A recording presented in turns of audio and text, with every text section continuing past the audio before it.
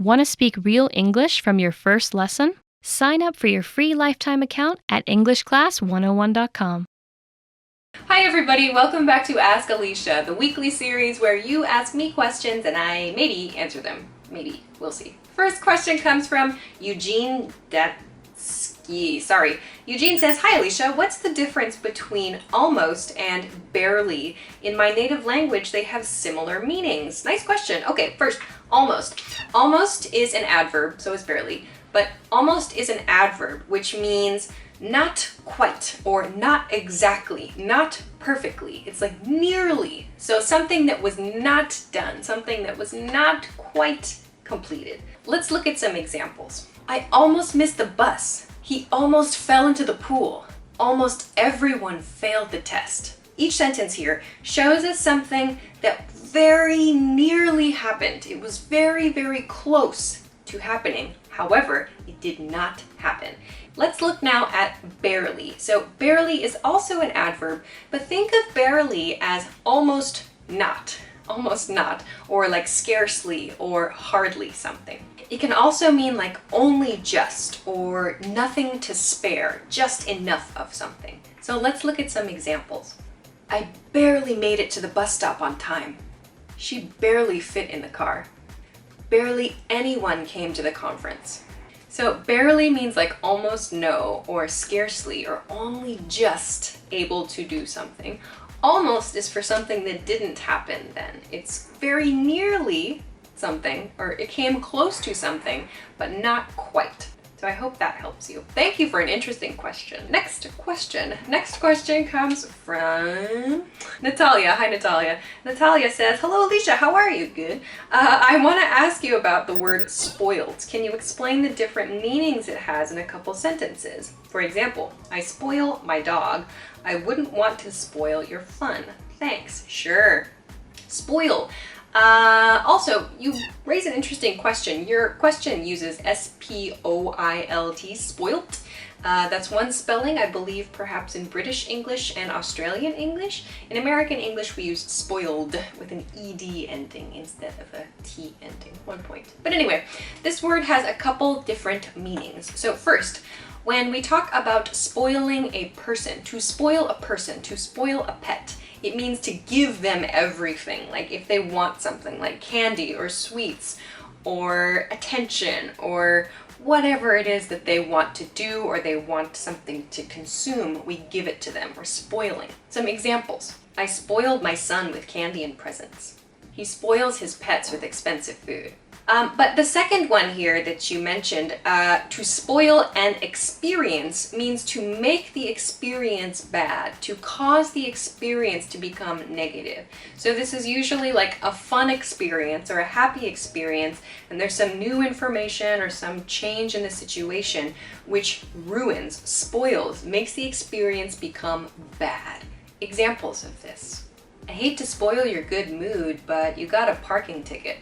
Sorry to spoil your party, but the police are here. So these meanings relate to the base meaning of spoil, which is to cause or to allow something to become unpleasant or bad.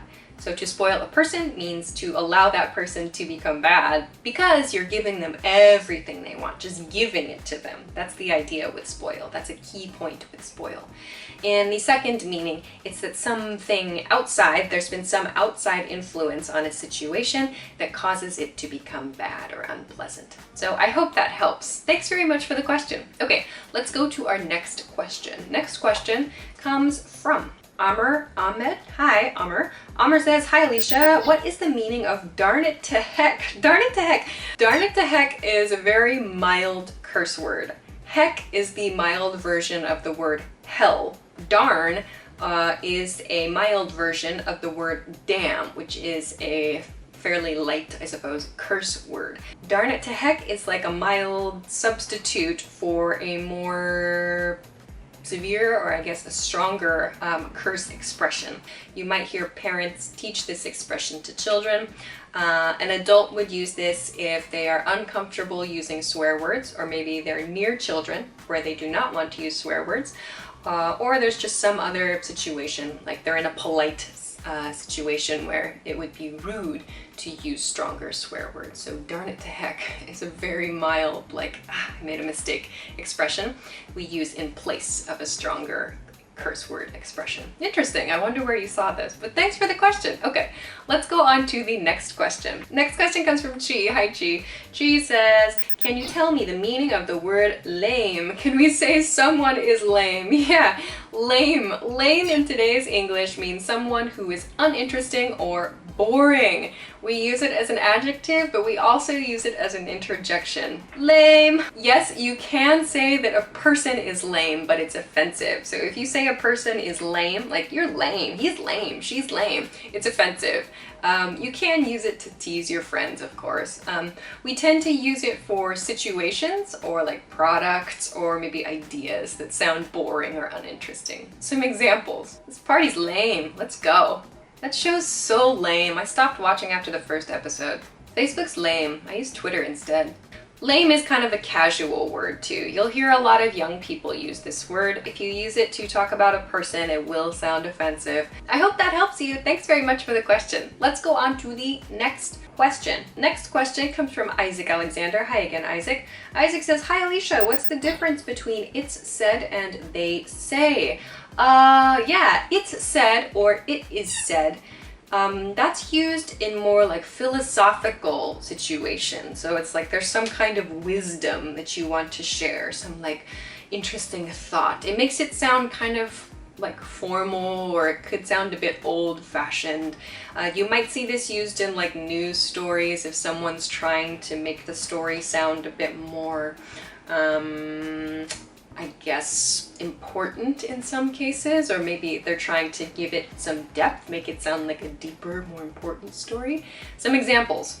It is said that health and happiness are the ultimate life achievements. It is said that hard work is the most important thing in life. It is said that the best food is made at home. So these expressions share like a kind of common wisdom. It sounds kind of like a philosophy point or like some kind of wise idea. On the other hand, they say is used when we want to share like a general public opinion, some like societal opinion about a situation or like a news item, but we don't want to name who. We don't want to say who said this, like who said this comment, who made this comment. But if it's like a general opinion shared by many people, we say they say, they say. They say there's going to be a lot of changes in the country. They say the industry is slowing down.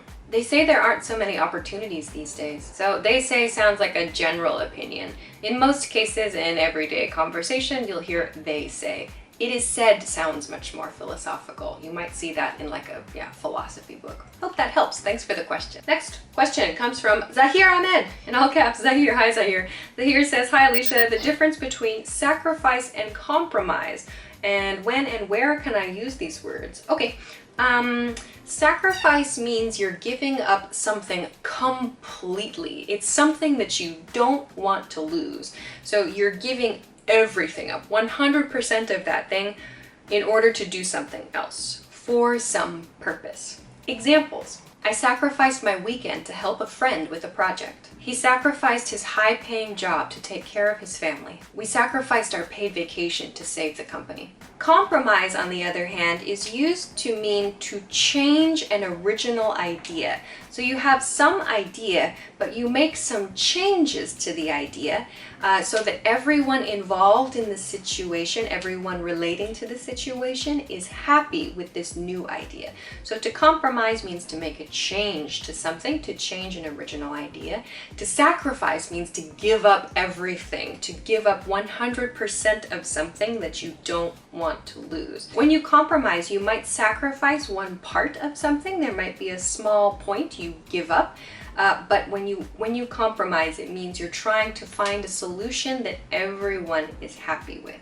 Examples. I compromised and agreed to work 3 days a week instead of 4. She compromised with her client and found an appropriate schedule and budget.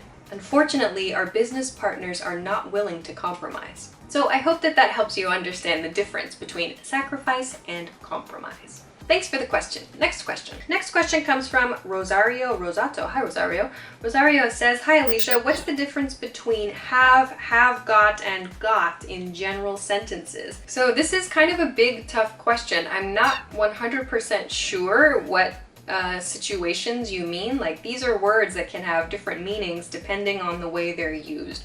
So I'm going to guess. Okay, so first let's start with have. To have something means to own something, to possess something. Examples. I have time to work today. He has a dog. We don't have any money. Have got means something that you have a responsibility to do. This is similar to have to or need to. We typically use have got in the contracted form. We reduce it, so it's I've got, he's got, she's got. Examples. I've got to go to work. She's got to leave soon. They've got to study tonight. Then third, got is the past tense of get, which we use when we receive or acquire something.